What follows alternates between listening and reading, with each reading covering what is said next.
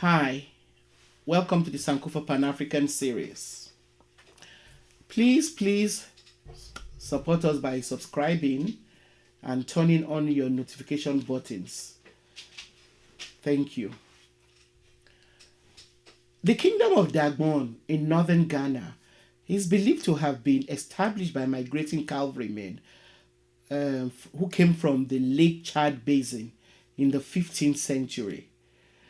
This group was led by Tohaji, also known as the Red Hunter, whose descendants eventually founded Dagbon after conquering the Dagomba, who were the aboriginal settlers in the Volta River Basin. It should be noted that, like other oral explanations about ethnic origins, there are contestations about the particular descendant of Tahoji who founded Dagbon.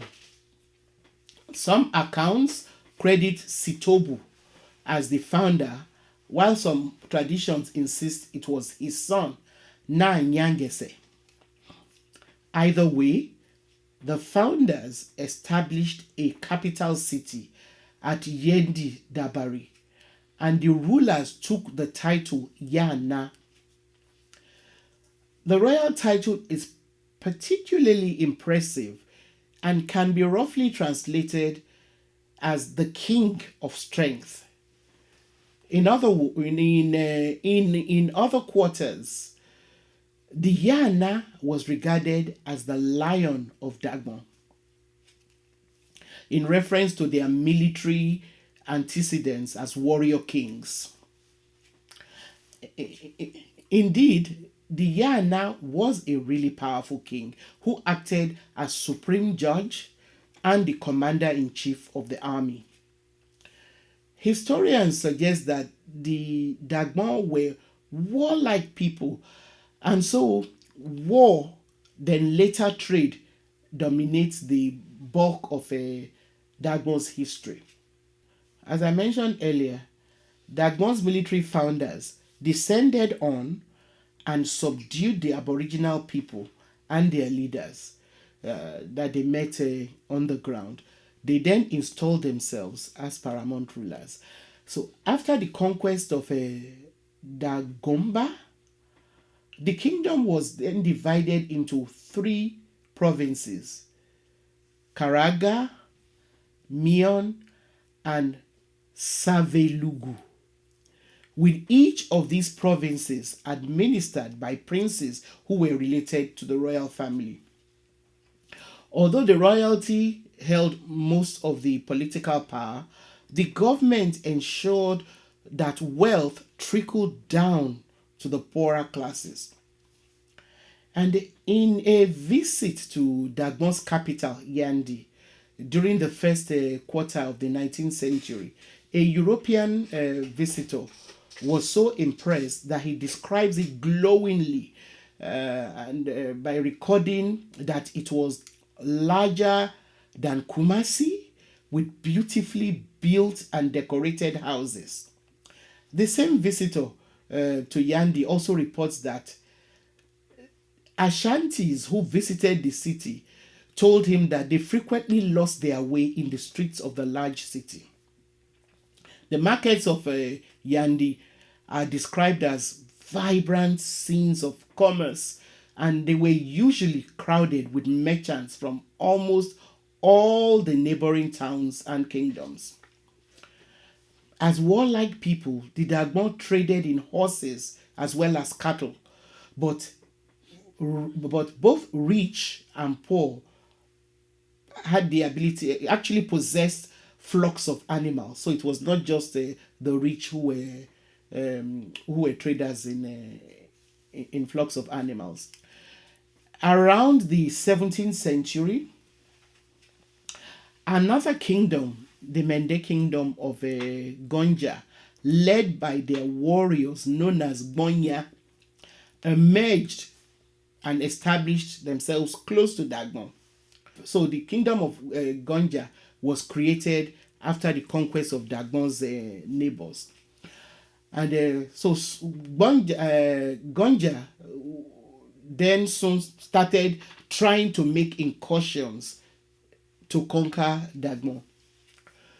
Some historians record that the bad blood between Gonja and Dagbon cannot be divorced from the desire of the two kingdoms to control the international trade route that connected the region with Hausa land. Now, as such, the war between Dagbon and Gonja was particularly costly and devastating in terms of lives and property. It led to the abandonment of Dagbon's first capital at Yendi Dabari. A new capital was, however, established and also named Yendi, and this capital survived longer than the first capital. However, even after moving the capital city, Gonja continued to pose a threat to Dagbon until, led by a powerful Yena, a powerful Dagbon king, the Dagbon then managed to defeat the Gonja in a decisive battle in the early 18th century.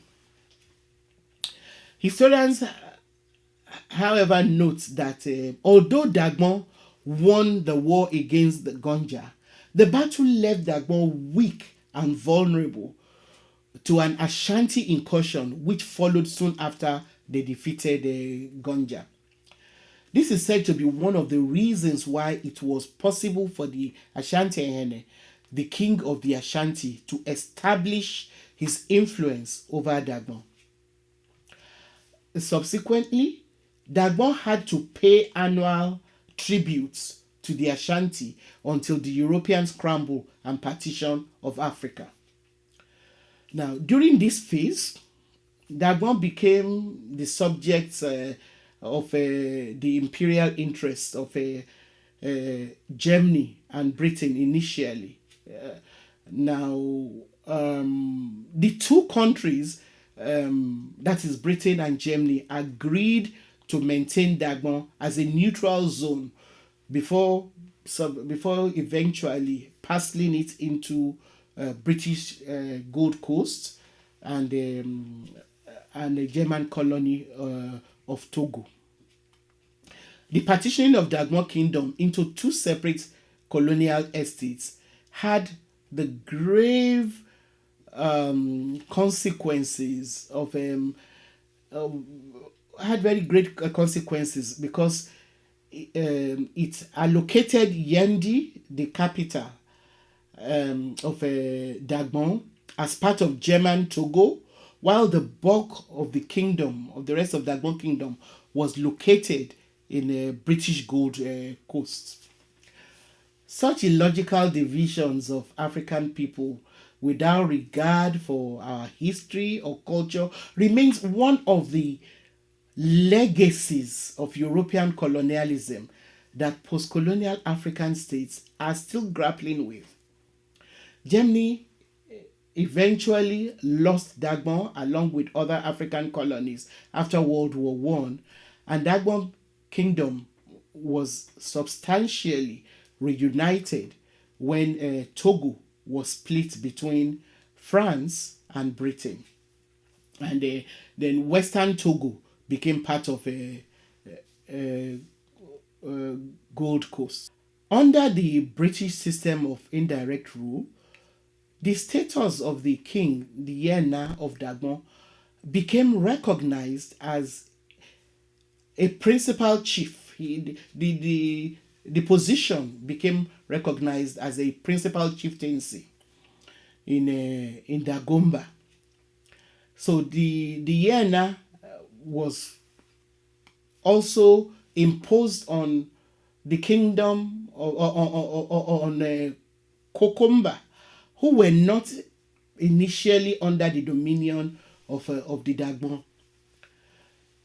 This colonial decision poisoned the relationship between the Kokoma and the Dagomba and has led to the loss of lives and wanton destruction of properties on both sides. Equally destructive was the colonial decision to interfere with the chieftaincy institution of Dagbon. In the past, the Dagbon had the traditional way of nominating their Yana, who was then confirmed by the oracles. But the British imposed a new system wherein a selection committee that was appointed by them would be determine the next Yana. This decision, coupled with money politics, destroyed any chance of social harmony in the kingdom.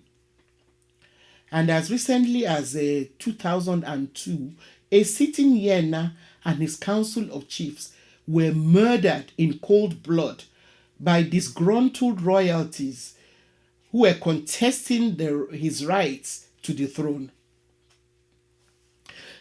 This once again buttresses the need for African countries to evolve ways of renegotiating coexistence that colonial structures destroyed.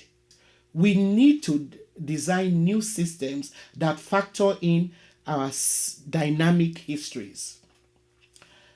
Thank you for watching the Sankofa Pan African series. Please continue to sustain us and support us by telling your friends about us, giving us a thumbs up, and sharing our videos. Thank you.